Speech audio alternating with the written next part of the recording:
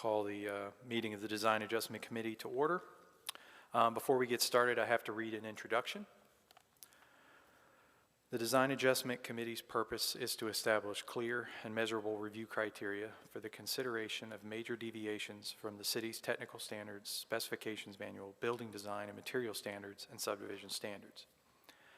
The Design Adjustment Committee does not consider housing type, cost of the proposed unit, occupants, building material, unit size, number of bedrooms, or the architectural design of the structures. These hearings are quasi-judicial evidentiary hearings. That means it's like a court hearing, and the committee's decisions are constrained by the standards in the ordinance and based upon the facts presented. All variance requests require a 4/5 vote of the committee to grant the variance. Appeals of Design Adjustment Committee decisions are to Superior Court. The parties in these cases are entitled to an impartial board. If a board member has a fixed opinion on the matter, a financial interest in the outcome, a close relationship with an affected person, or has had any ex parte communication about the matter, please disclose that information to determine if a recusal is necessary.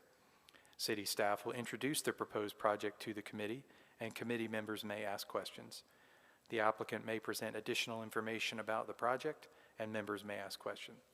If anyone wishes to provide evidence at today's hearing, witnesses must sign in on the clipboard in the back of the room and be sworn in. Because witnesses are to provide sworn testimony, please focus on the facts and the standards, not personal preference or opinion. When a witness comes forward to give testimony, please come to the podium, state your name and address for the record, and speak clearly. At this time, staff will administer the oath for all individuals who intend to provide witness testimony. If I could have all staff, applicants, and members of the public, anybody who wishes to speak this afternoon, to please stand up and raise your right hand.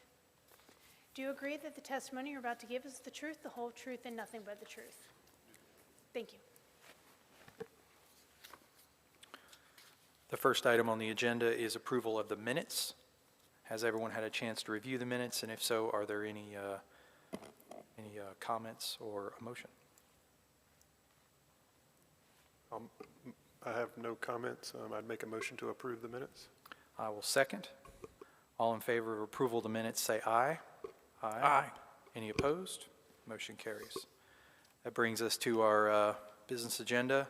I would like, if there's no objection from the committee members, I would like to move item number 3 to the first item, since they are, the applicant is requesting a continuance. Item number 1, North 17th Street Shopping Center.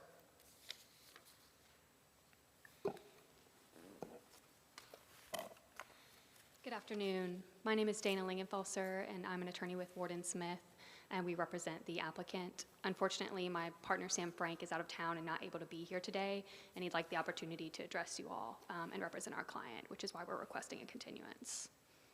Thank you. Any discussion? Thank you. I guess we have to make a motion to approve the continuance. I'll make that motion. Second. All in favor of continuance to the May 21st meeting, say aye. Aye. Aye. Opposed? Continuance is approved. Thank you. Thank you. The next item on the agenda will be Shipyard Apartments.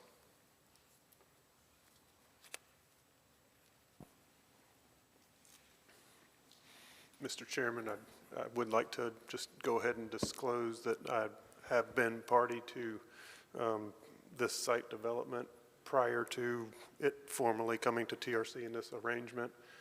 I've been involved in some meetings with NCDOT and city management regarding this. The previous site plan, this is the first time I've seen this official site plan, but I just wanted to let that be known. I believe I can be fair and impartial during this. Understood.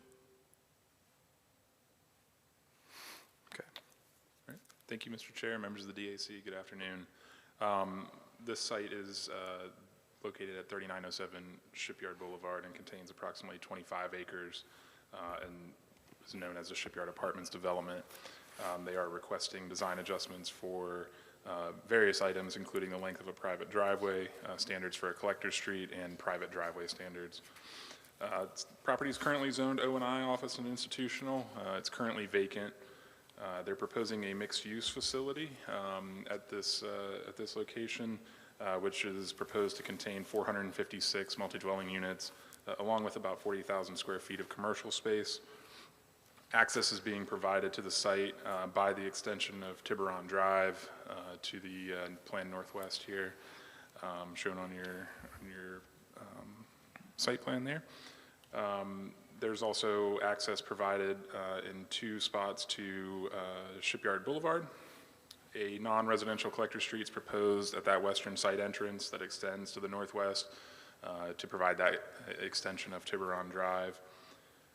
The technical standards specify that the length of a private driveway shall not exceed 500 linear feet. The applicant's proposing a maximum driveway length that exceeds that standard, therefore an adjustment is required. The technical standards also specify the standards for a cross-section for a non-residential collector street. The applicant is proposing modifications to the cross-section, which include the elimination of sidewalks on both sides of the collector street, and instead they're providing a 10-foot multi-use path on the east side on the extension of that Tiburon Drive. They're also proposing the elimination of a 10-foot non-municipal easement for a portion of the western side of Tiburon Drive as it gets closer to Shipyard Boulevard. The technical standards also specify that driveways along intersection side streets must have a corner clearance of 60 feet measured along the curb line. The applicant's proposing a minimum quarter clearance of 55 feet, therefore an adjustment is required. And finally, the technical standards specify a minimum 200-foot horizontal centerline radius for Collector Street. They're proposing a 100-foot radius and an adjustment is required. Those are outlined within your case summaries as well with more detail, and so are the approval conditions for the Design Adjustment Committee to issue waivers should you choose to do so. Also, if the DAC elects to approve the preliminary plan, which is attached to this project, staff recommends the conditions in the case summary be applied. I'd like to enter this presentation and the case summary into the record. Happy to answer any questions that you may have, and the applicant's here as well. Thank you. Any questions for staff? I've got 2 questions, Pat. The first one, does this site, I'm sure it's been discussed at TRC, but does this site warrant 3 driveways on Tiburon Drive? Is there enough road frontage for 3 driveways? Yeah, from my recollection, there were no objections to the amount of driveways that are proposed along Tiburon Drive currently. Okay.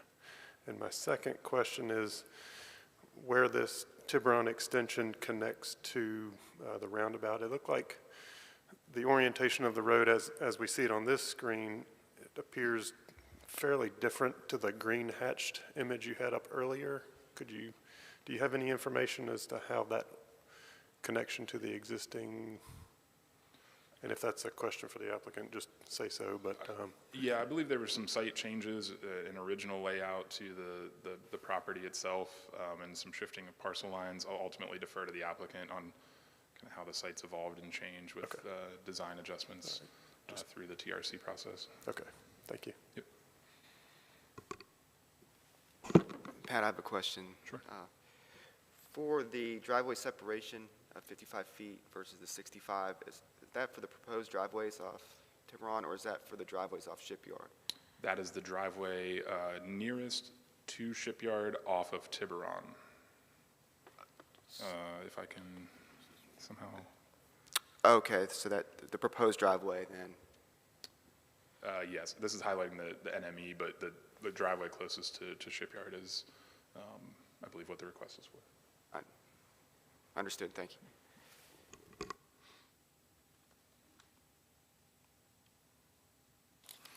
Any other questions? Thank you, Pat. Thank you. Appreciate it. Does the applicant have a wish to speak?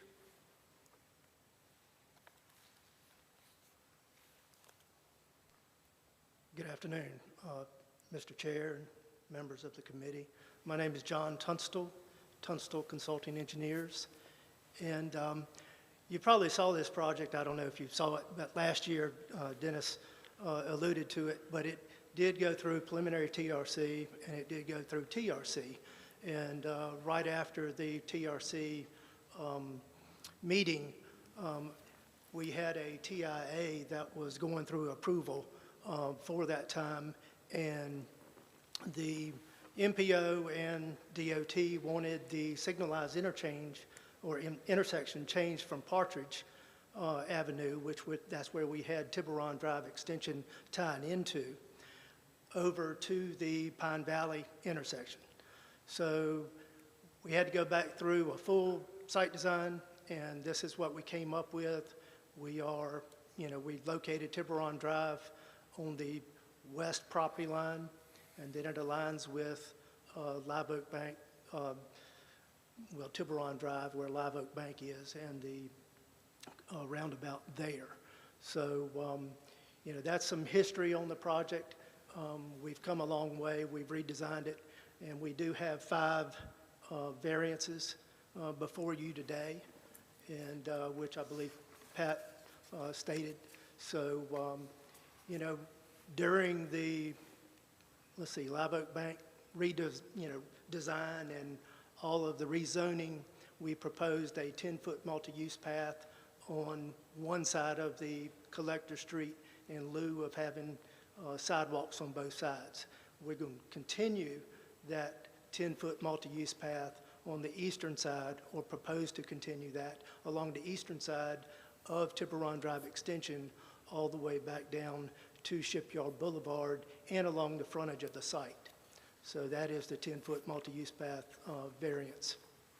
The other variance would be the driveway at 60 feet, which is 55 feet from the edge of travel lane to the flare of the driveway. So we're just asking for a 5-foot variance there. We can accommodate and move it to 60 feet if you would like. We can make a slight adjustment in that driveway if it's necessary. So I'd just like to bring that up. We are proposing the non-municipality easement on the east side and a section of the west side. And of course, there exists, Eric, a 30-foot sewer easement that we did for Live Oak Bank coming back out to Shipyard. So you would just need to recognize that. But, we are offering it up on both sides now. And so this illustration pretty much goes through all the variances, and you can see where, the opportunities are for that non-municipality easement. Certainly we have it on the east side, and it's going to be 10 feet there.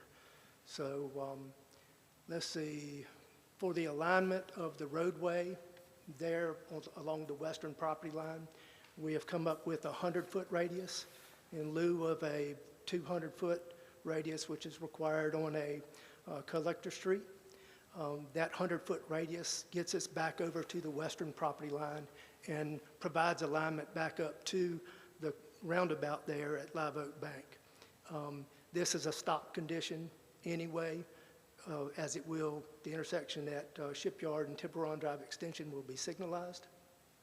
So we think a 100-foot radius will be sufficient there at that collector street.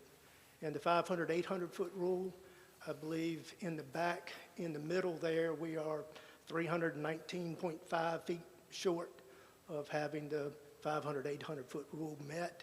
We have demonstrated that the emergency vehicles can traverse all throughout the site with ease, and we were asking for a variance to the 500, 800-foot rule. So, and I believe, Dennis, you asked earlier about the configuration of that early map. We had, gone through subdivision review, went through pre-TRC, and the actual property was subdivided to actually mimic the old layout, having Tiburon Drive at Partridge. So that's why you see, the old property lines were on the old TRC plans, which he had outlined, and we would need to go back and re-subdivide that to match these lines. And we have talked to the adjacent property owner, and they are aware of the new alignment. Okay. So that's all I have, unless you have any questions. Questions for the applicant? Yeah, I guess just to keep my focus on that roundabout connection first, does that existing roundabout have a raised truck apron around it? Yes, it does. It does, okay. It that- does. Okay, it's the, We've used that roundabout several times. I believe you've seen it in a number of spots over at Fresco Drive, at Renaissance. We've used the same one at Autumn Hall 3-4 times. And I think I've done one over here at Midtown, which is pretty near this place, and it works well. Be a good traffic calming device, as well as will allow the larger vehicles to access around it. sure. And my other question was, I see the 100-foot radius that you're asking variance for. Did you guys look at providing a 200-foot, and what were those impacts? You know, I We can kind of did. visualize it on here, but I'm just curious. We did, but that threw the curve more up into the site, and, you know, we'd have to reverse curve it back over to the western property line, and it being a stop condition, you know, it's not going to be a 45, mile an hour road. It's probably going to be more like 35. And with the stop condition, we thought 100-foot would be adequate there. And we're also having to do some turn lanes, and as you can see, there's a 2-foot raised concrete median that extends back up. So, you know, there will be some warning to that it's a signalized intersection.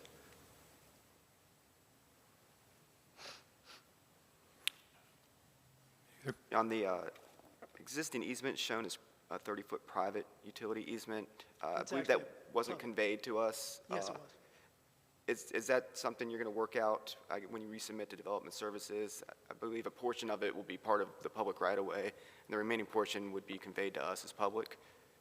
I think it's already been conveyed. Oh, I it think has? on the survey, it was incorrectly labeled as a private, but I think it's already been conveyed. But I will get with John Wayne and make sure that's been recorded, and we would have to go through and take a look at that further with the existing easement and the roadway within that. Is there any gap between the public utility easement and the proposed right-of-way? Or do they abut each other? There is a gap. I mean, the new public right-of-way is within the easement. Okay, so are you able to dedicate non-municipal easement over public utility easement? Yes, Because you're putting other types of utilities within that utility easement, potentially. it's not ideal, but yes, It has been approved by the CFPUA. since it's Okay. existing. We wouldn't support it if it was proposed. Okay, understood. Okay. Any other questions for the applicant? Just like before, I can't promise I won't bring you back up, but I appreciate it, John. Thank Thank you. At this time, we need to open the public hearing on this item. Is there anyone from the public who wishes to speak on this item? Seeing none, I will close the public hearing on this item. We have 5 waivers to consider and approval of the preliminary plan for this item.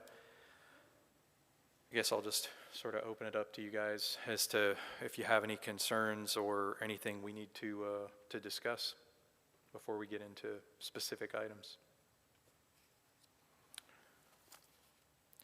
I think as far as if you assume that the signalized intersection is fixed, and I think that the site has really good internal circulation as far as if we're looking at the 500, 800-foot rule. I mean, all the parking areas have circulation. They're two-way. There's not a lot of one-ways, dead ends. Don't see any dead ends. You know, I think that the circulation of the site is pretty good. As to whether or not it would be appropriate to extend additional public right-of-way, you know, I would leave that up to potentially the committee. But I do think that it has good circulation. Yeah, I would agree with that, yeah.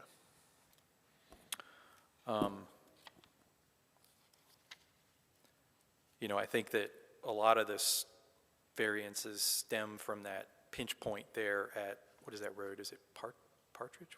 What's the name of that road there that they're connecting to? Pine Valley. Pine Valley? Yeah. Pine Valley, right. I mean, they're really tight up against that property line. to be able to, so I can understand, you know, the non-municipal, the sidewalk requirement and at that location. There's definitely a little bit of a site constraint there. Kind of the other two are more traffic. The last two are more traffic, so I would kind of lean on traffic engineering if there are any objections. But any other points that? The southern driveway for the 55-foot variance, would that need to be a right-in, right-out? I believe it is a right-in, right-out. There is a median, I believe, yes, that is proposed, so it would be a right-in, right-out as proposed. I think It's in more the- of a general question. I think it's a right-in, right-out. Okay. Thank you.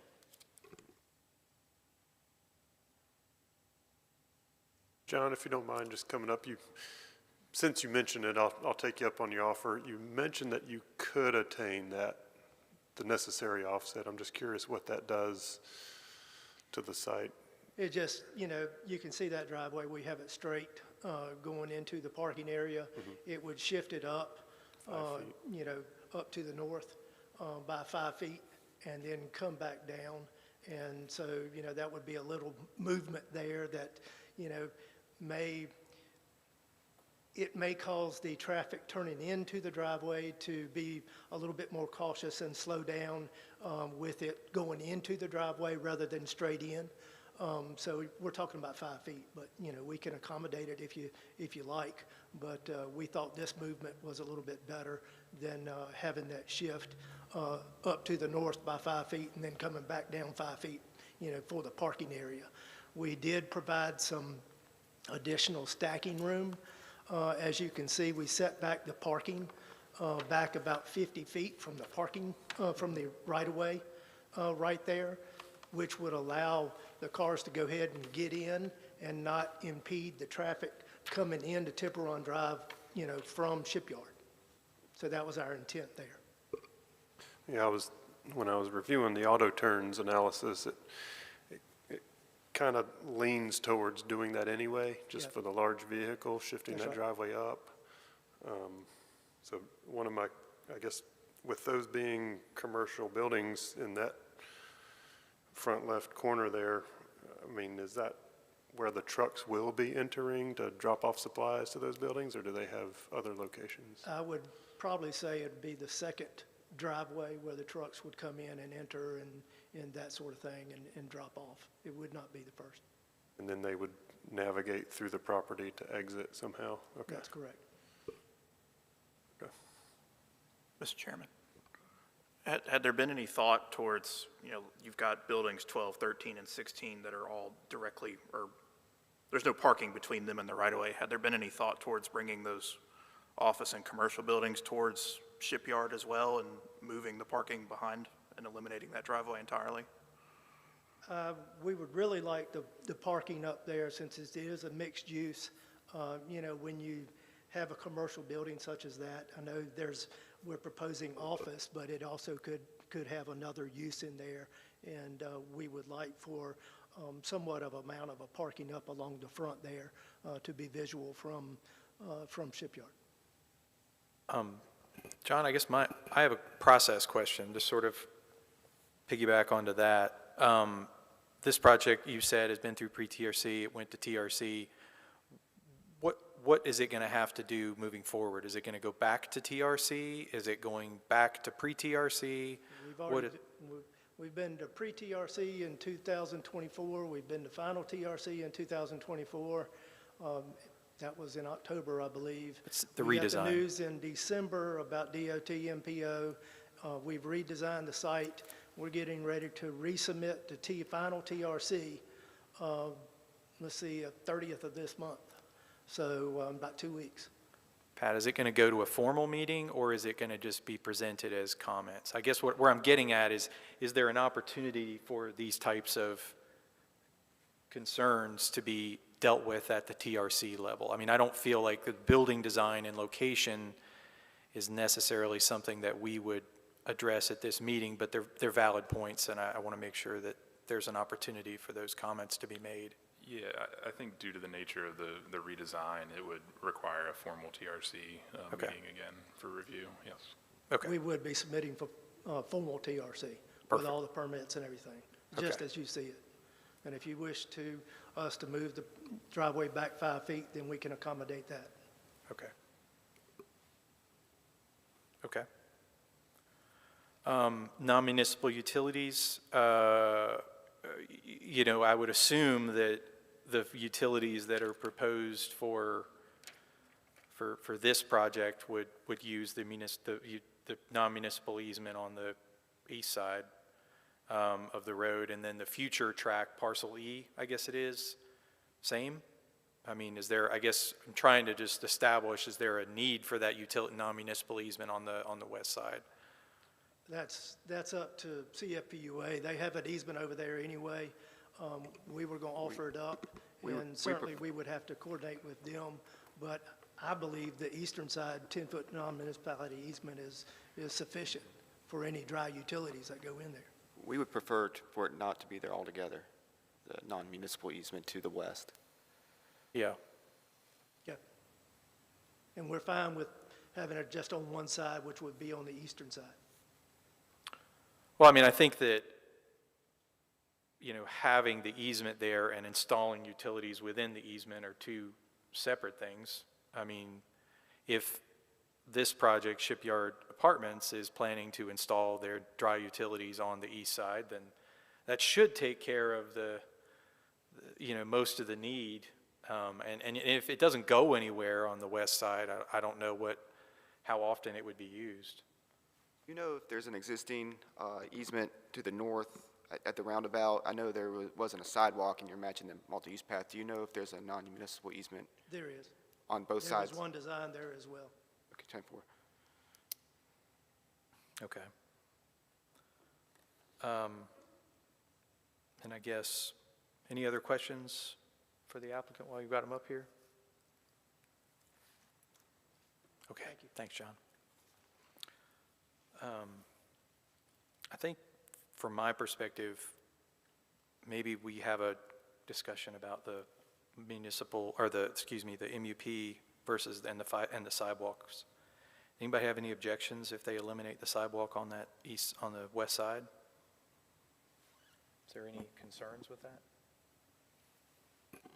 I don't really. I mean, if it's a continuation of the previous section, which I didn't confirm, if existing Tiburon does not have sidewalks on Well, Tiburon does not for the bulk of it. As you get to the other end of Tiburon, where they have proposed the Covey restaurant, they do have sidewalks in front of that, and then they, I believe, mid-block cross that sidewalk over to the multi-use path that they're continuing onto this side of the project.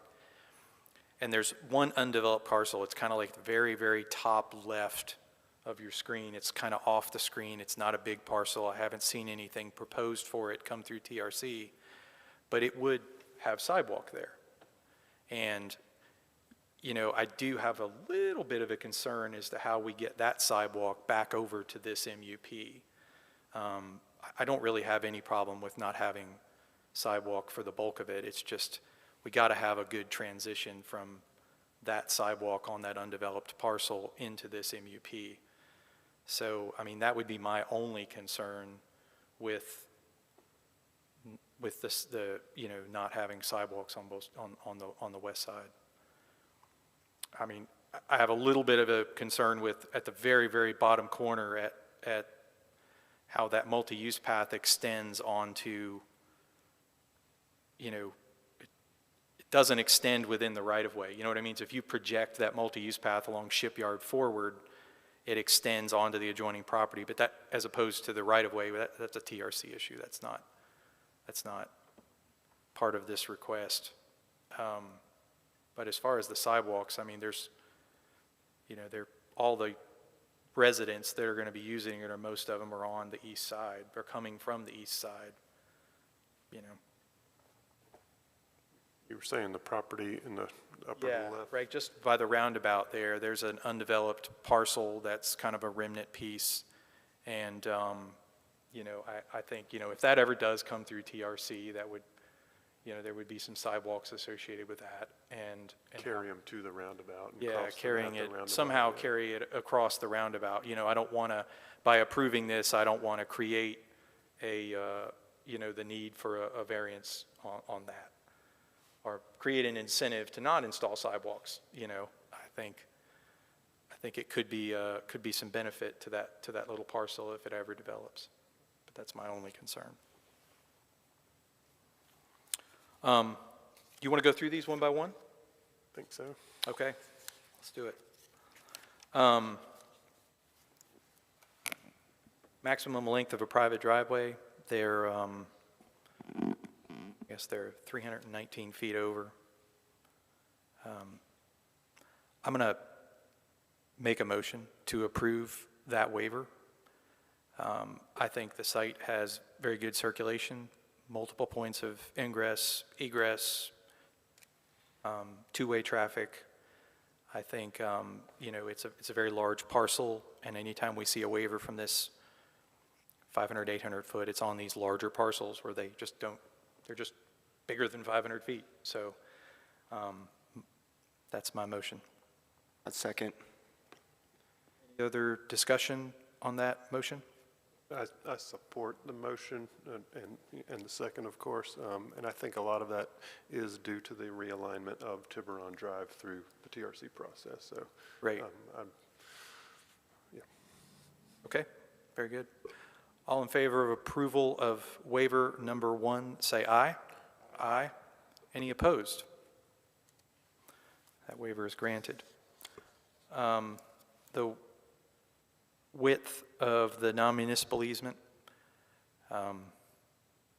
clearly they have a pinch point there at the corner, so there is a site constraint.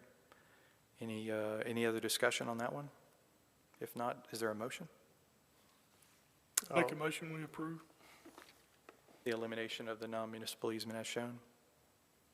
I'll second that and add to the justification that it appears that the elimination of that municipal easement facilitates the better approach angle to the intersection of Shipyard and Pine Valley. Very good. Could we add a condition on that as well to potentially eliminate the entire non-municipal along that falls within Cape Fear's existing easement? I know that's not, or is that something during TRC, or we could acknowledge at this point? I don't know how that would work. Are we allowed to expand on the extent of a waiver through condition?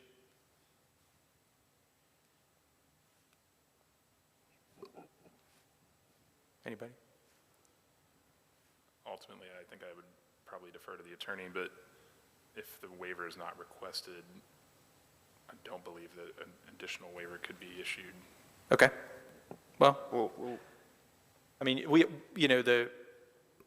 the city and CFBUA can work to minimize utilities within that non-municipal easement if they are ever proposed. So I think that, having it there doesn't mean it has to get used.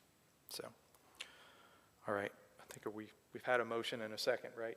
All right. All in favor of approval of that adjustment number 2, say aye. Aye. Aye. Any opposed? That waiver is granted. Adjustment number 3 is, I guess, non-standard cross-section, which is basically the 10-foot multi-use path on one side and elimination of the sidewalk on the west side. Any discussion on that one? Do you want to expand on your concern a little more? Well, Future development? yeah, the future development up there at the roundabout, that one remnant parcel that's up there, I don't know what name it is, what the parcel number is, B2 or something. It's got a number. I've not seen anything come through TRC. I've not heard of anything proposed for that parcel, but presumably it is a parcel that will develop someday, and there would be a sidewalk, potentially a sidewalk requirement along that frontage to connect back over to, oh goodness, I don't know what the next road over is. So would that be a condition for that site, or is that a condition? Yeah, I don't know. I for mean, this site? road is extending a little bit kind of adjacent to that parcel. It's almost like if a crossing could be proposed there to get that sidewalk back over to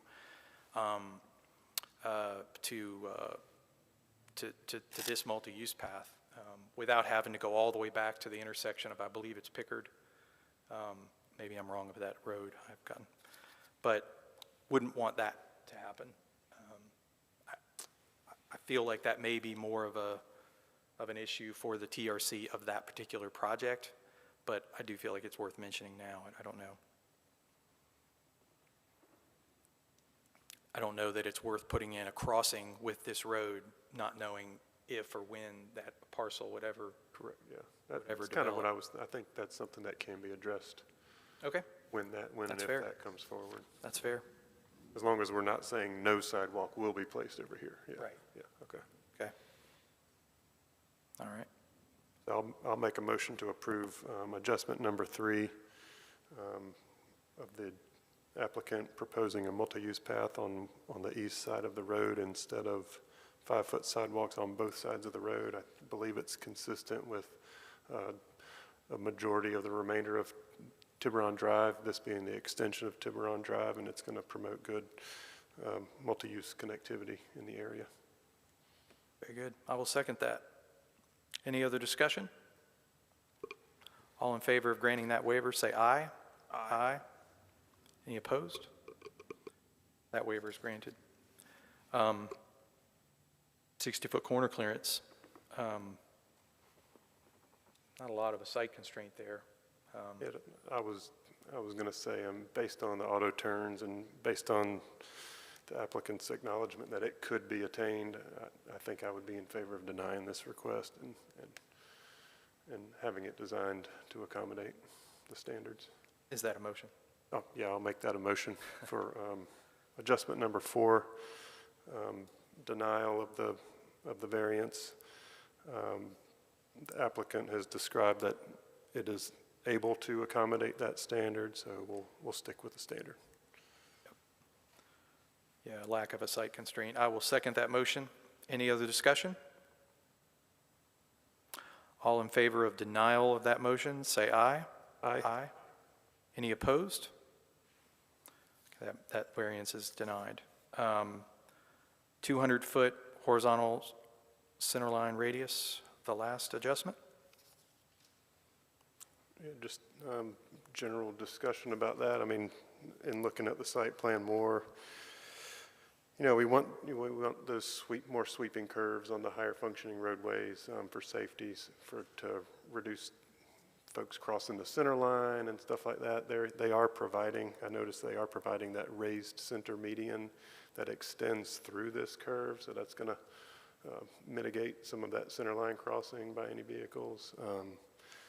Like was mentioned, the folks traveling from Independence on Tiburon towards Shipyard, they're going to be approaching a traffic signal. The applicant indicated they would have the appropriate curve warning signage, and I was going to put in a condition of maybe a traffic signal ahead warning sign prior to that curve so that folks on Tiburon know that they are approaching a traffic signal, or unfamiliar folks. So I didn't have too much concern about it.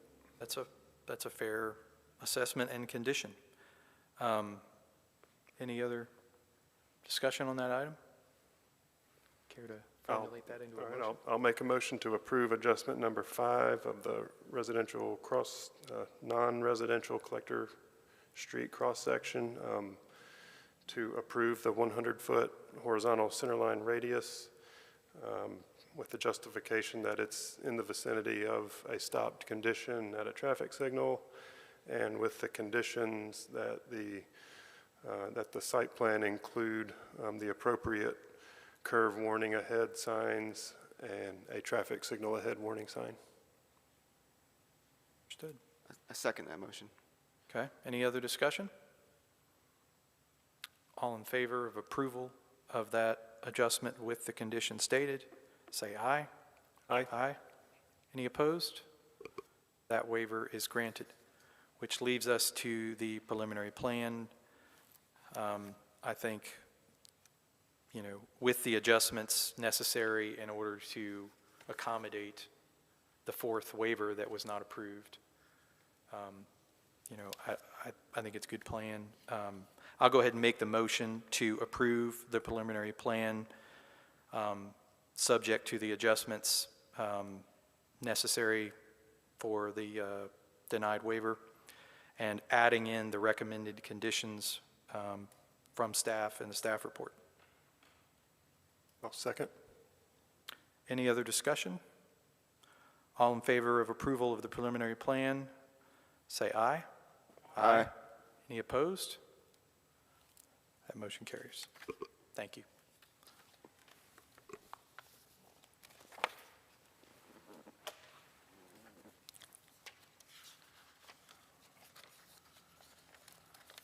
Item number 2 on the agenda is 1109 Davis Sound Lane. Is there a staff report?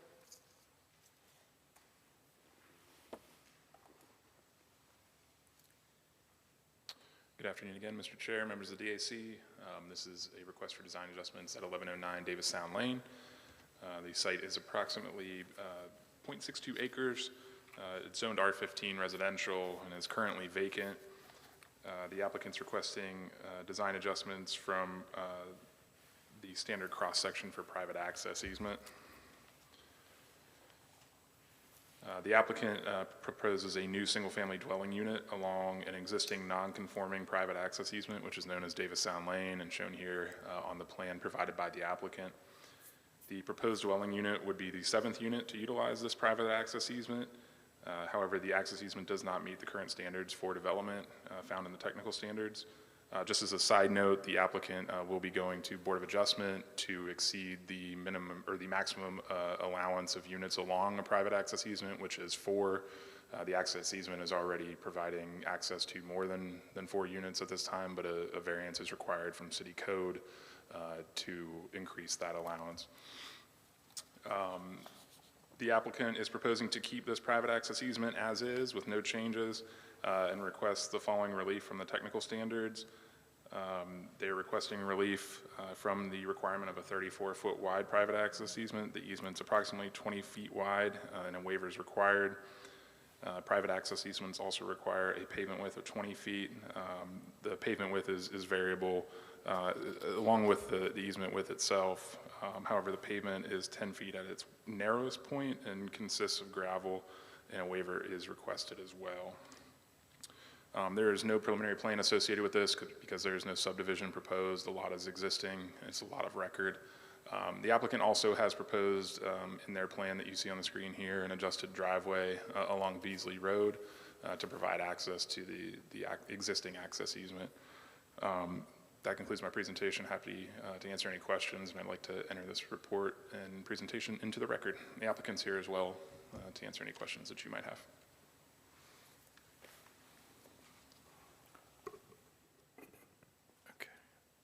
I see in the staff report, so yeah, okay, yeah, I answered my question. They're only proposing a single-family dwelling. So can you walk me through what would be required? Let's say that they wanted to put an ADU on that lot. What additional waivers and variances would that trigger? It would be an additional dwelling unit, so that would be another request for Board of Adjustment to continue to exceed that maximum allowance of 4. So that would be the single-family dwelling unit that they're proposing, I believe, would be the 7th unit accessing the easement, and that could potentially be the 8th, the ADU. Okay. So it would be another Board of Adjustment request. Would that additional unit force the project back here for another adjustment of the private access easement? Not that I'm aware of.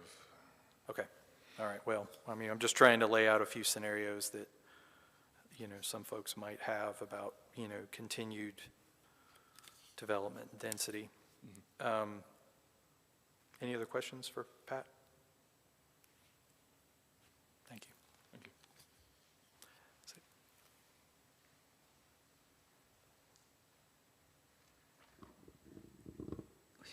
Good afternoon. My name is Cindy Wolf, and I got in here as far as involved with this project a little later after it was actually submitted. So I just, for the record, the staff does have an authorization from the current owner with my name on it. So I am an authorized agent to be here on behalf. We appreciate Pat's explanation of the project. As he said, there are currently 6 homes on Davis Sound Lane. Davis Sound was created in this lot all the way back in 1976, well prior to the annexation by the city of Wilmington. Certainly while under New Hanover County zoning jurisdiction, building permits would have been issued under the existing conditions, that we wouldn't have any issue with waivers or the lengths of the private access easement. The entire private access easement is approximately 900 feet from the beginning to the last house that accesses it. And as you could see, there are 6 existing homes. This is the parcel in question. The most remote property line of this one is roughly, I think, 460 feet from its access point. We believe that the justification for the waiver in this particular case is basically from the list, the site layout of adjacent adjoining properties. We're not creating a subdivision. We're not creating this situation. This is all an existing situation which we're trying to assist in mitigating, but also allow a property owner to have reasonable use of their property. This is the situation that occurs right now. You've got Beasley Road, you've got Fleet Road, and Davis Sound Road is a very awkward, obviously, intersection there. So part of this proposal is, and I think it was a suggestion early on in some of the earlier conversations on the project, was, is there a solution? And we believe there is. It turns out that the city of Wilmington is the owner of this triangular parcel right there. And so we're looking at that as an opportunity. Over the course of the years, obviously 2007, 2016, you can see how people did traverse that triangle to get over to Davis Sound Road. The more recent 2023, you don't see any tire tracks, but it is still clear between those power lines and the property edge, which is adjacent to, I guess, a Duke Power station. So we believe that a mitigating opportunity here is to actually locate a private access easement proper driveway, and my client would agree to a condition of approval to install a city standard driveway apron at that point, gravel around the curve to the existing gravel drive, and to abandon the other drive that goes over to the intersection of Fleet and Beasley and basically seed with grass. In addition to that, let's see if we can go back. One of the things about this private access easement, it is deeded, as far as we can tell, as 20 foot wide, but it coincides with a CFPUA public utility easement that widens out to, I believe, 25 feet. So there's a good bit of distance between the actual lines of an opportunity to drive on this, although at times the more formalized gravel drive is maybe only 10 feet as properly, but there is up to 20 feet certainly along that entire area to travel. And it's, what do I want to call it, hardened. It might not be perfectly graveled. So the other opportunity here is that the potential property owner and home builder is agreeing to put in a hammerhead, I guess is what this would be called, turnaround. At the back section of his property, we have the advantage there that there is an existing fire hydrant. And as I said, the entire access is about 900 feet. So this is roughly at the halfway point. It is a long straight one, so we don't have any issues of visibility from the beginning to the end, where we would have that curve at the new driveway. As far as for this board, yes, we are proposing the opportunity for a primary and a possibility of an accessory dwelling, just to put it on the record. As Pat pointed out, we'll be submitting to the Board of Adjustment 4 additional units on a private access easement. We'll see how that comes out, but just to prevent us from having to come back here if they agree to that. That is our hope, to have a primary and accessory dwelling on this site. With that, I'd be happy to answer your questions. I appreciate that distinction. Oh, I'm sorry, let me finish out here. And Oh. so just in general, the findings in, that we would, in fact, continue to meet the intent of the code to ensure protection and safety of life and property by these mitigating improvements. We'd certainly not increase congestion or compromise safety. Traffic on this road is certainly limited to the residents and any of their guests. It is a dead end, and it only has those, what may become 7 or 8 homes. And that the waivers would not be contrary to the public interest or materially endanger the overall public safety, because what we're creating is assisting in emergency services and the safety provision. Thank you. Cindy, do you have any photos of the beyond the aerials that we're looking at here, any photos of the I existing didn't, road? this is all that I put in my presentation. Sorry about that. No, that's I fine. did drive back there also, though, and like I said, it may not be gravel specifically, but there is a good 16 to 20-foot travel pattern along the entire length to our rear property boundary. Okay, yeah, I would agree with that. I mean, I just came from there prior to this meeting, and it surprised me when I saw that it was only 10 feet wide. It felt a lot wider than that. Now, I know that beyond this property, there's some like wooden bollards that sort of along the edge of the road, so that maybe beyond this property it would narrow down, but at least for the purposes of this waiver, it does feel pretty wide back there. Do you know, does the applicant have a home designed yet for this property, or is it just an option at this point? And the only reason I ask is because where the turnaround is located, there is a very nice tree, and I wouldn't want the turnaround to impact the tree. Now, if the home design is going to remove it, so be it, but Yeah, we talked a little about that, and it can certainly be adjusted, because I saw the tree limbs too. But you Yeah. can see there's a rather large, compared to a lot of the R15 lots along here, buildable envelope. yeah. So please. Hey, introduce yourself. William Elmore, go by Billy Elmore. Cindy's representing me. I'm the potential buyer of this property.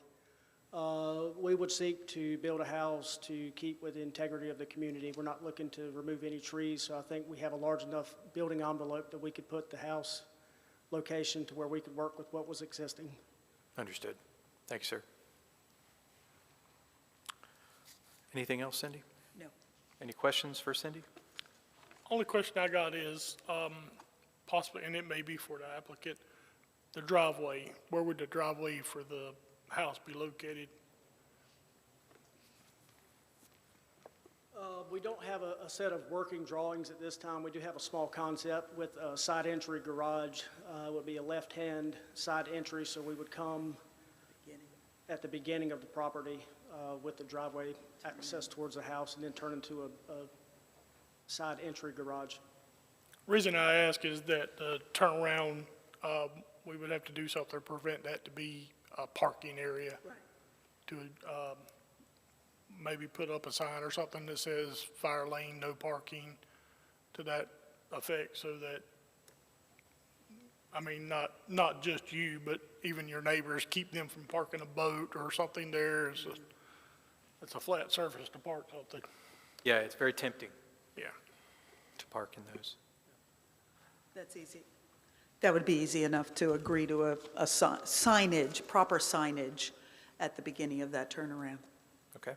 But particularly if his intention is to have that driveway be at the northwest corner and turning in, then that would just be something beyond his yard technically. Right. Okay? Thank you. Appreciate it. At this time, we will open the public hearing on this item. Is there anyone from the public who wishes to speak? Seeing none, I will close the public hearing. We do not have a preliminary plan approval. It's just the one waiver, but there's a couple of components to the waiver. You know, obviously a reduction in the width of the private access easement, and I guess the fact that it's not going to be paved. They're not proposing for it to be paved. They're proposing for it to remain gravelled. And, you know, the width they're proposing, it's, you know, I guess they're saying 10 to 16 feet. The required width per the technical standard would be 20. You know, I would ask for fire's input on the accessibility component of this. Is there any concerns about the width or the, you know, the surface? Yeah, as far as the width, the only time we would allow to go down to 14 foot is if it's a one-way road and there's a way out. Because with a road that narrow, even with the turnaround, would make it cumbersome to make that turn around. Sure. You'd like to see the gravelled width wider. Now, are you okay with a gravel surface as opposed to a paved surface? The gravel surface will be fine as long as it is maintained to where we can have access to it. That it's not like they gravel it now and a few years down the road it's all washed out and we can't access it. So, I mean, basically the gravel would have to be kind of like a hard pack, like I think they call it crush and run. Yeah, it's crushed ABC stone, yeah.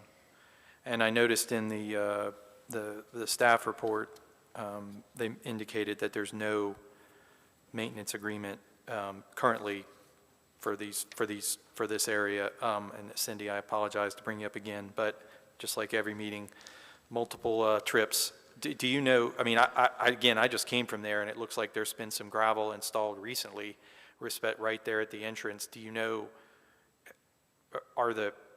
Is there one resident? Is there a group of residents? How is it being maintained now? Or is it just somebody thinks that they need to throw some gravel down and they throw some gravel down? That's the impression I've gotten. I mean, I think it's easily travelable, so unless there's a pothole or something like that, if you want to call it that. But our intent would be that the turnaround would be the 20 by 30 by 25. So that part of the turnaround, that would then work into whatever is there now.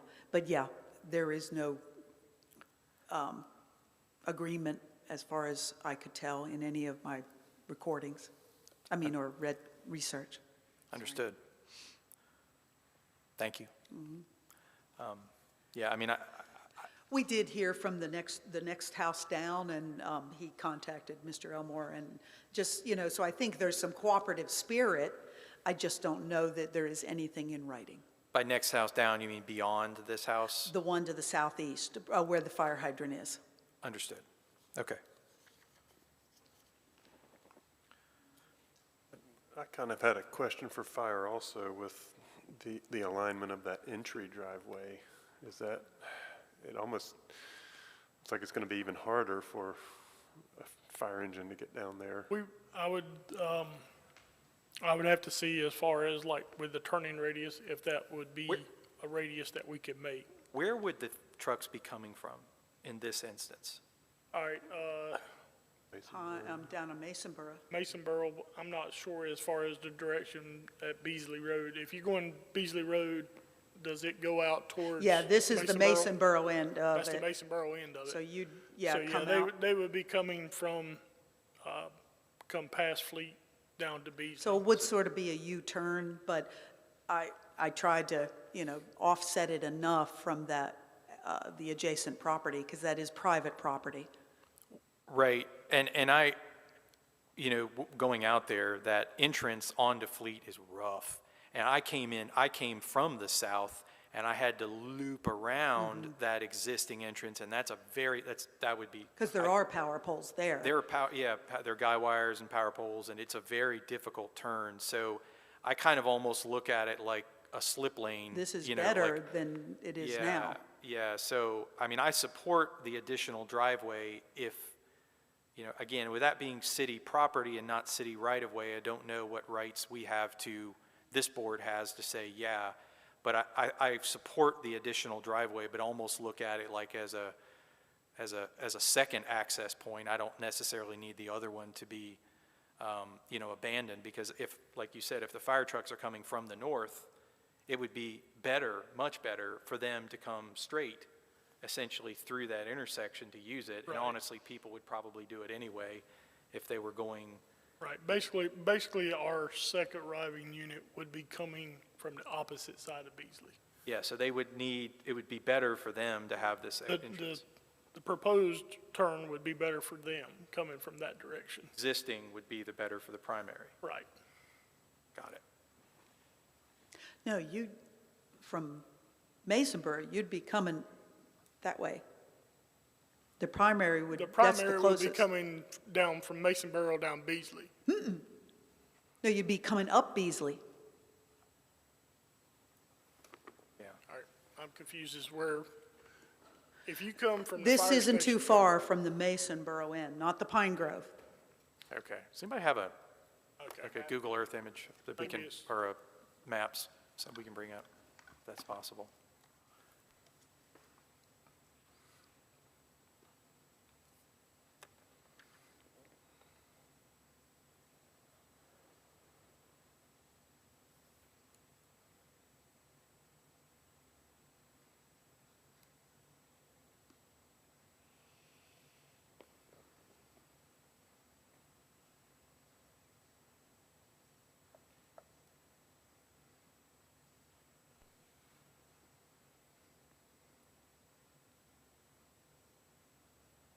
Okay. Now come on back out. There's the fire station over at, Of the church. on the right. Okay, I see what you're talking about now. But, Yeah, To so your- the they could come primary either would You're way. be- about halfway, actually. Yeah, I you're didn't, about in the middle. Oh, it doesn't know. But yeah, the primary unit would be coming from Masonboro to Beasley, and their secondary would be coming from Pine Grove. yeah.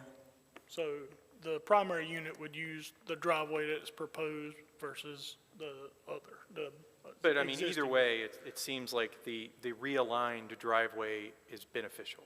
Yes, Okay. And I would imagine that, that's going to require right-of-way permits or whatever's typically required. I don't think this project requires TRC, correct?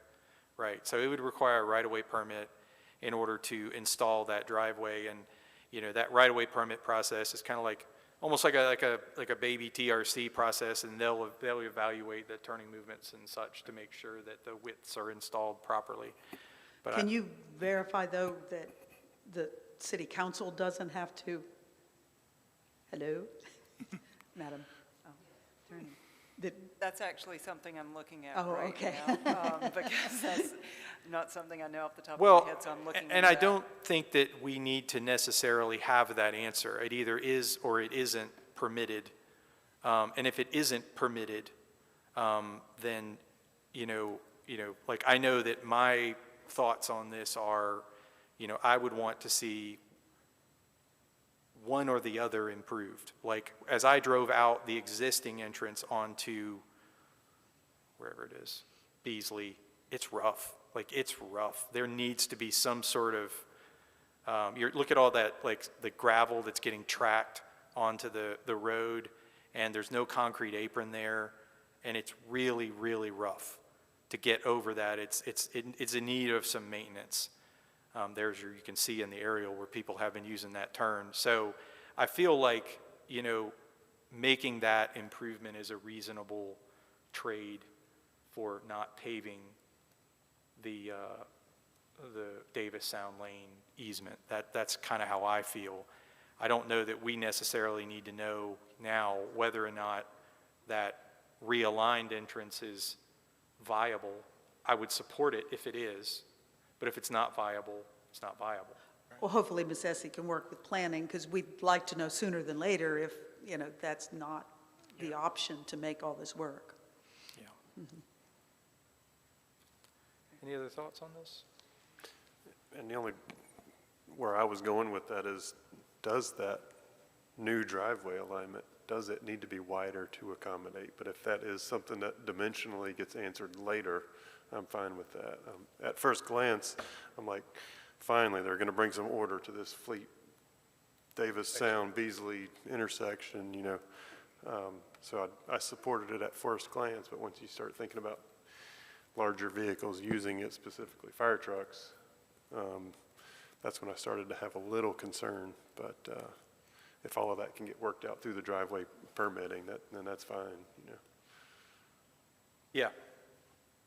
I mean, I typically would, you know, any driveway is evaluated in that manner. Again, what makes this one different is that it's cutting through a triangular piece of property as opposed to, you know, right-of-way. Yep. Now, typically, that would require some sort of encroachment agreement. I don't know if that would be the case here. The only other question is, can the turnaround be part of the site driveway?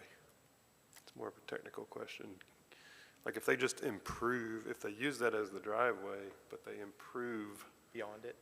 the turnaround portion of it, is that an allowable option? Or must there be a driveway and a secondary turnaround? Definitely not. The driveway, and we've seen that happen before, is their driveway has to be off of the turnaround, so beyond the turnaround. Okay. You know, they can't park within the turnaround area, obviously. So if they were going to, you know, extend their driveway, say, off the end of that T, they could certainly do that. They just couldn't park in the T. Okay. So if they wanted to incorporate their driveway into that, that's totally fine. That's not a problem.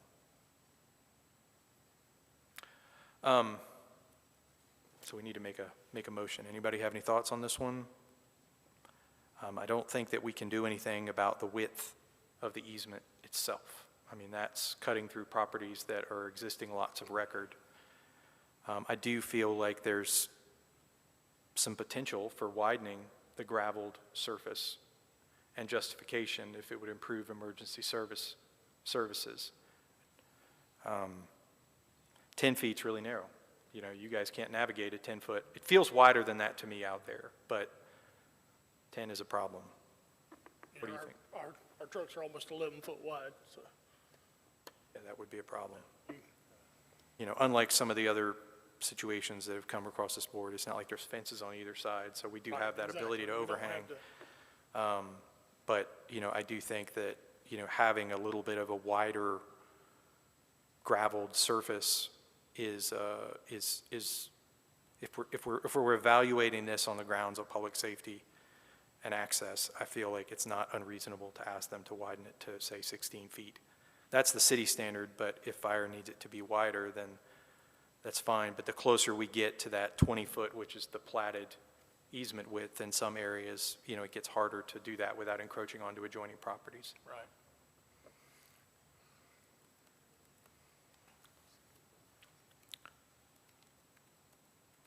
All right. Well, I will make that motion then. I will make to conditionally approve the waiver as shown, the condition being that they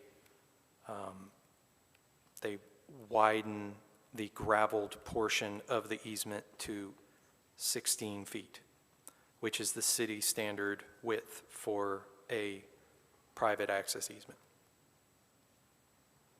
And the justification is it's an existing lot of record, and stabilized access is acceptable for fire access. And I'll acknowledge the, you know, the sensitive watershed of this area, Hewlett and Bradley Creek. There's, you know, I think that it's not necessary to pave that easement. I second the motion. Any other discussion? Mr. Chairman, is that, just to be clear, are we referring to just the portion of the easement between the subject property and Beasley, or the entire? It is my understanding that the request and the requirement of the text standards would apply from the turnaround or from the property to Beasley, just not beyond. If one of those other residents beyond this site came in and they wanted to add an ADU or something, then they would be, you know, subject to the extended portion. That's what I thought. Just Okay. wanted to. Yeah, no, that's a that good on the clarification. Thank you. And, you know, I don't know how to incorporate the turnaround in the city standard apron, but it is assumed that if it is possible, they're showing it on their request, that is incorporated into the approved, variance. I think I made a motion. I don't know if it was seconded. I did second. You did second it. Thank you. Any other discussion? All in favor of the conditional approval, say aye. Aye. Any opposed? That waiver is granted. And if there is no other business, I believe we are adjourned. Thank you.